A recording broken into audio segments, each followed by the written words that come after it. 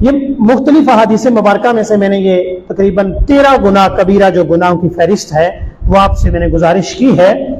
अब इनमें से आप देखें कि सारे गुनाह सिवाय पहला गुनाह जो शिर्क वाला है वो खुदा की जात के साथ ताल्लुक रखता है, बाकी 12 के 12 जो गुनाह हैं कबीरा गुनाह वो सारे के सारे हुकूकुल इबाद से ताल्लुक रखने वाले हैं।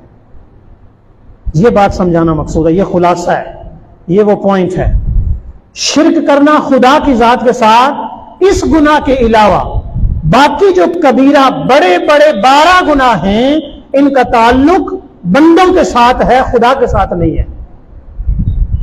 वालिदैन की नाफरमानी किसके साथ ताल्लुक है? बंदों के साथ।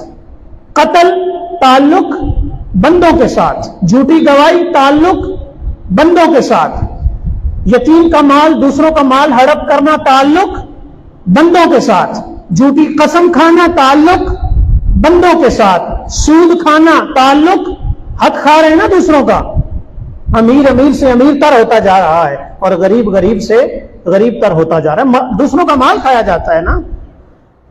जिना बदकारी ताल्लुक अल्लाह के बंदों के साथ है, मुनाफिकत ताल्लुक बंदों के साथ है, तकब्बुर गुरूर घमंड उजब पसंदी ताल्लुक बंदों के साथ है, झूठ ताल्लुक बंदों के साथ। 13 बड़े गुनाह जो ऐसे बड़े गुनाह हैं कि बाकी गुनाहों को घेरे में ले लेते हैं, नेकियां काम नहीं आती, चाहे जितनी बड़ी नेकियां हों काम नहीं आती, छुड़ा नहीं सकती, जान नहीं छूटेगी उन नेकियों की वजह से अगर इनमें से कोई गुनाह किया। और उन 13 बड़े गुनाहों में से 12 गुनाह अल्लाह के साथ नहीं, अल्लाह की मखलूक के साथ ताल्लुक रखते हैं। सो अपना रिश्ता, अपना ताल्लुक, अपना दिल, अपना मैलान, अपनी सोच, अपनी फिक्र, सारा कुछ अल्लाह के बंदों के साथ ठीक कर लो।